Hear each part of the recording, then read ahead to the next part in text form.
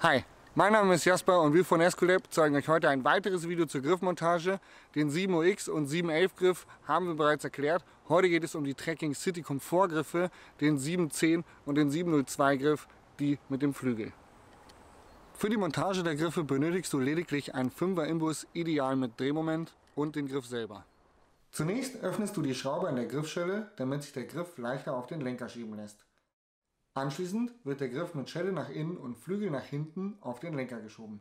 Prüfe, ob der Griff bis zum Anschlag auf dem Lenker steckt. In der Ausgangsposition sollte das Logo des Griffes waagerecht sein. Befestigst du den Griff in einer Linie mit dem Bremsfinger und Arm, besteht ein großes Risiko bei Bremsungen sowie holprigem Untergrund. Ist der Griff waagerecht montiert, hast du genügend Griffsicherheit in gefährlichen Situationen und der Flügel bietet optimale Entlastung beim entspannten Fahren. Anschließend die Griffschelle mit dem 5er Imbus festziehen und auf ein mögliches Verdrehen prüfen. Die korrekte Drehmomentangabe beträgt 5 Newtonmeter. Nun ist das Cockpit fertig und wir wünschen viel Spaß bei den nächsten Ausfahrten. Vielen Dank fürs Zuschauen bei diesem Video zur Griffmontage des 710 und 702 Griffes. Auf Wiedersehen, bis bald!